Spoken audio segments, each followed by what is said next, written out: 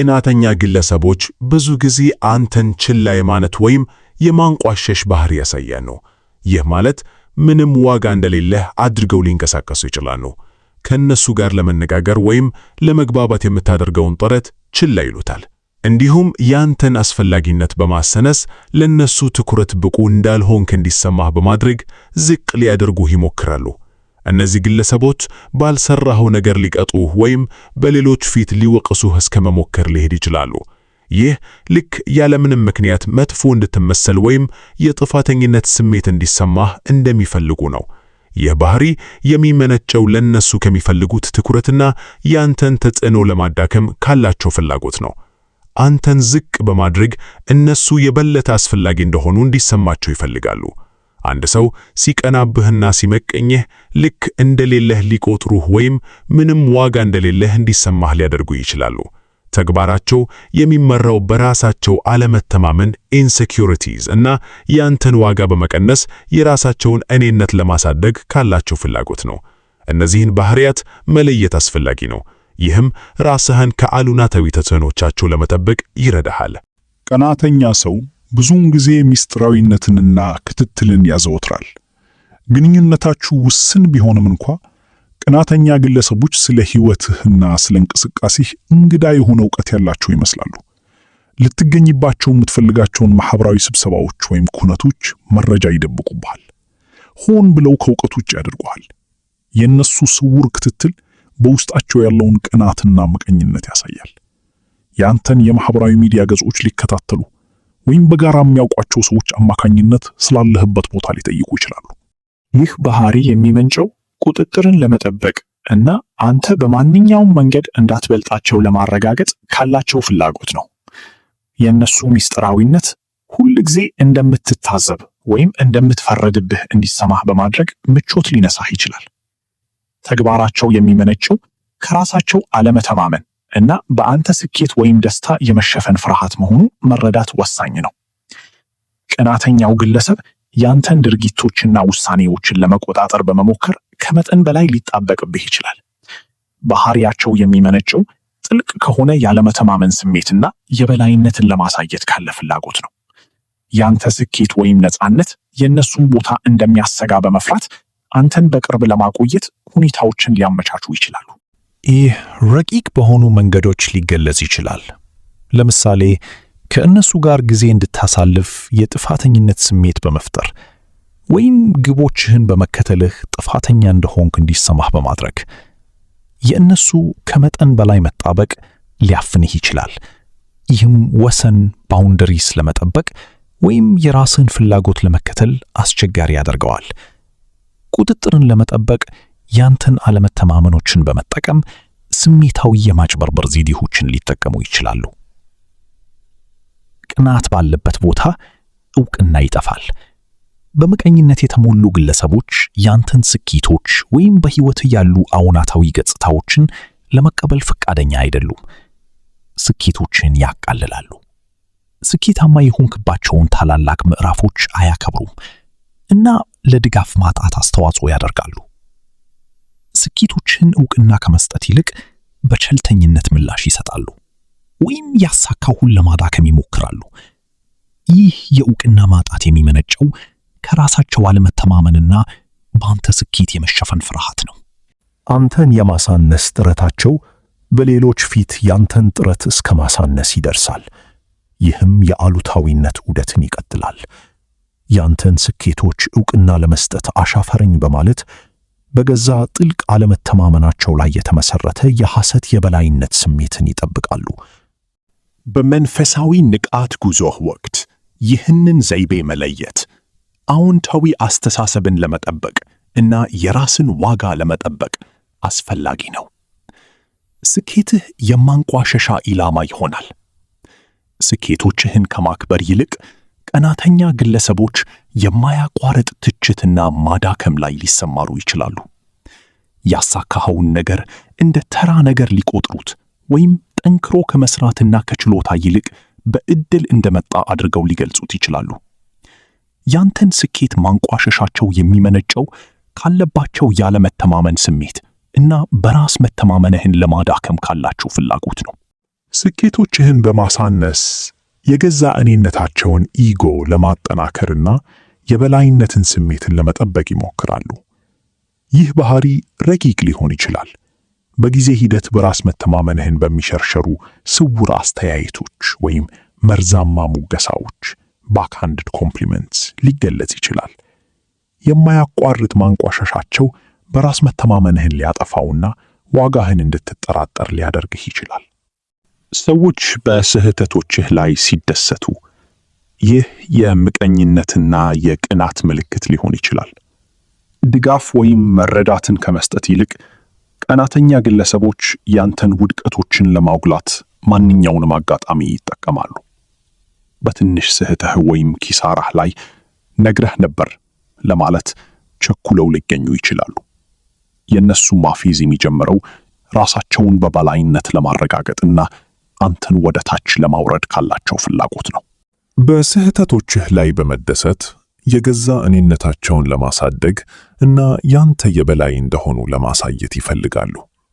ይህ ባህሪ በራስ መተማመንህን ስለሚያዳክምና በችሎታህ ላይ ያለህን እምነት ስለሚሸረሽር ጎጂና አጥፊ ሊሆን ይችላል። የአሉታዊነትና የቂም ድባብ ይፈጥራል።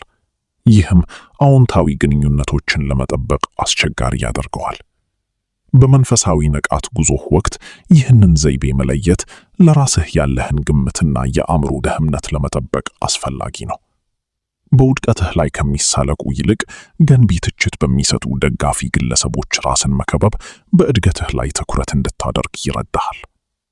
ቅናት ብዙውን ጊዜ የጥሩ ቀን ጓደኝነት ፌር ዌዘር ፍሬንድሺፕስ ሆኖ ይገለጻል። ምቀኝነትን ያዘሉ ግለሰቦች ግቦችን ስታሳካ ወይም ስኬት ሲገጥምህ ከአንተ ሊርቁ ይችላሉ። ይህ ባህሪ የሚመነጨው ከራሳቸው በራስ የመተማመን እጥረትና ዋጋ ቢስ ሆኖ እንዳይሰማቸው ካላቸው ፍላጎት ነው።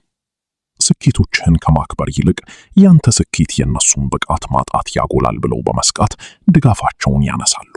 በትልቅ ስኬት ወቅት ከቅናትና ካለመተማመን ስሜት ጋር ለመታገል ሊቸገሩ ይችላሉ። ይህም ከአንተ እንዲርቁ ያደርጋቸዋል። ይህ ባህሪ በጣም በሚያስፈልግህ ጊዜ ድጋፍ አጥተህና ተጥለህ እንዲሰማ ስለሚያደርግ ህመምና ብቸኝነት ሊፈጥር ይችላል።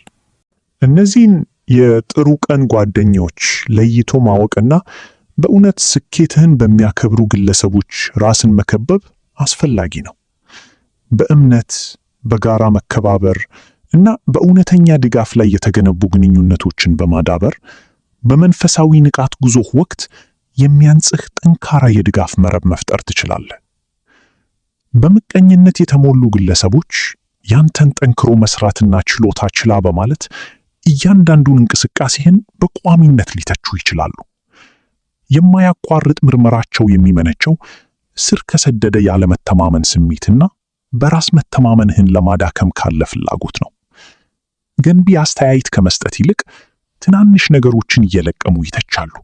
ትኩረታቸውንም ጉድለቶችና ስህተቶች ላይ ያደርጋሉ። ይህ ባህሪ በራስ የመተማመን ስሜትህን በማጥፋትና ብቃት እንደሌለህ እንዲሰማህ በማድረግ ጎጂ ሊሆን ይችላል። ጥፋት የመፈለግ ዝንባሌያቸው መርዛማ የአሉታዊነትና የትችት ድባብ ይፈጥራል። ይህም አዎንታዊ ግንኙነቶችን ለመጠበቅ ፈታኝ ያደርገዋል። እነዚህን ዘይቤዎች መለየትና የሚያንጹህና የሚደግፉህ ግለሰቦች ጋር ራስን መከበብ ወሳኝ ነው። በማበረታታትና በአዎንታዊነት ላይ የተገነቡ ግንኙነቶችን በማሳደግ የአእምሮ ደህንነትህን መጠበቅና በመንፈሳዊ ንቃት ጉዞህ ላይ እድገትህን መቀጠል ትችላለህ። የሚቀኑብህ ሰዎች ያለምንም ምክንያት ሊጠሉህ ይችላሉ። ይህ ምክንያታዊ ያልሆነ ጥላቻ የሚመነጨው ስር ከሰደደ ያለመተማመን ስሜታቸውና ራሳቸውን የበላይ አድርገው ለማረጋገጥ ካላቸው ፍላጎት ነው። ጥላቻቸው በረቂቅ መንገዶች ሊገለጽ ይችላል። ለምሳሌ ካንተ ጋር ግንኙነትን በማስወገድ ወይም ከጀርባህ የሚያንቋሽሽ አስተያየት በመስጠት። የእነሱ ጥላቻ በገዛ አለመተማመናቸው ላይ የተመሰረተ እንጂ ካንተ ተግባር ወይም ባህሪ ጋር ግንኙነት እንደሌለው መረዳት አስፈላጊ ነው። ይህ ባህሪ እንዲህ ያለ አቀባበል የሚገባህ ምን አድርገህ እንደሆነ እንድታስብ በማድረግ ህመምና ግራ መጋባት ሊፈጥር ይችላል።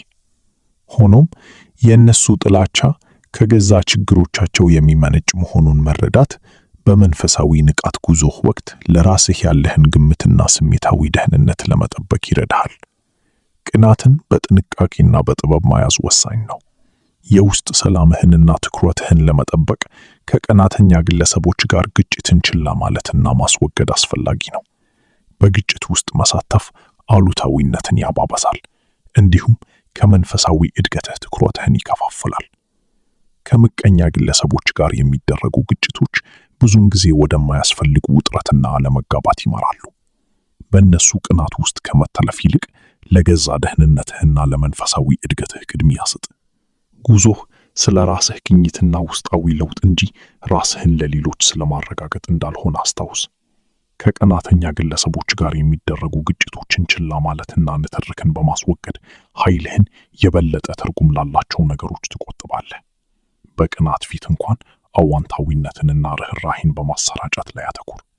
ከአሉታዊነት በላይ የመውጣትና አዋንታዊ አመለካከትን የመጠበቅ ችሎታ ለመንፈሳዊ እድገት አስተዋጽኦ ያደርጋል፣ እንዲሁም በግንኙነቶች ውስጥ ስምምነትን ያመጣል።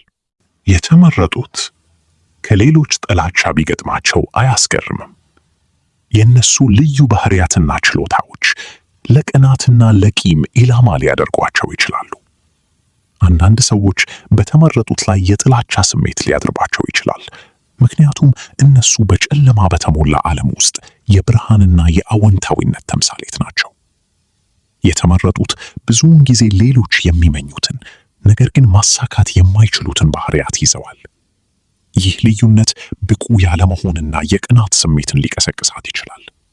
ይህም አንዳንድ ግለሰቦች አሉታዊ ስሜቶቻቸውን ወደ ተመረጡት እንዲመሩ ያደርጋቸዋል። በተጨማሪም የተመረጡት ያሉትን የቆየ ኃይል መለካኮታች ሊፈታተኑ እና የቆየ ኃይል ሚዛኖችን ሊያማግሉ ይችላሉ። ይህም አሁን ባለው ስርዓት ለሚጠቀሙት ስጋት ይፈጥራል። ይህ ለውጥን የመቃወም ዝንባሌ የለውጥና የእድገት ተምሳሌት በሆኑት ተመረጡት ላይ እንደ ጥላቻ ሊገለጽ ይችላል። የተመረጡት ከሌሎች የሚመጣ ጥላቻ ያንተን ዋጋ የሚያሳይ እንዳልሆነ መገንዘብ አስፈላጊ ነው። ወደ እነሱ የሚመጣውን አሉታዊነት ወደ ውስጥ ከመቀበል ይልቅ የተመረጡት ያላቸውን ልዩ ስጦታዎችና ችሎታዎች ተጠቅመው አዎንታዊ ለውጥን ለማምጣት እና በዙሪያቸው ያሉትን ለማነጽ ይችላሉ።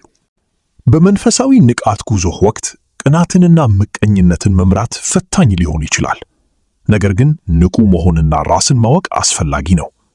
በሌሎች ላይ የቅናት ምልክቶችን መለየት የአእምሮ ደህንነትህን ለመጠበቅና አዎንታዊ ግንኙነቶችን ለመጠበቅ ያስችልሃል። በስኬትህ ወቅት በሚያከብሩህና በሚያንጹህ ደጋፊ ግለሰቦች ራስን መከበብ ወሳኝ ነው። በእምነት እና በጋራ መከባበር ላይ የተገነቡ ጠንካራ የድጋፍ መረብ መገንባት ከቅናትና ከምቀኝነት አሉታዊ ተጽዕኖዎች ሊከላከልልህ ይችላል። ቅናት ብዙውን ጊዜ ስር ከሰደደ ያለመተማመን ስሜትና የበላይነትን ወይም ቁጥጥርን ለማሳካት ካለ ፍላጎት እንደሚመነጭ አስታውስ። የቅናትን ስር መሰረት ምክንያቶች በመረዳት ፈታኝ ሁኔታዎችን በርህራሄ እና በመረዳት መጋፈጥ ትችላለህ። በመንፈሳዊ ጉዞህ ላይ ስትቀጥል ለራስህ ታማኝ ሁን እና በግል እድገትህና በለውጥህ ላይ አተኩር። አዎንታዊ አስተሳሰብን በማደባር እና ጤናማ ግንኙነቶችን በማሳደግ የቅናትን ውስብስባት አልፈህ ከመቼውም ጊዜ በላይ ጠንካራና ጽኑ ሆነህ መውጣት ትችላለህ። እስካሁን ስለተከታተሉኝ አመሰግናለሁ። ቪዲዮውን ከወደዳችሁትና ተጨማሪ ማየት ከፈለጉ እባክዎን የሰብስክራይብ ቁልፍን በመጫን የቻናላችን ቤተሰብ ይሁኑ። የእርስዎን ተሞክሮ ወይም ሐሳብ ከታች ባለው አስተያየት መስጫ ላይ አካፍሉን። እስከሚቀጥለው ጊዜ ድረስ ደህና ሁኑልኝ።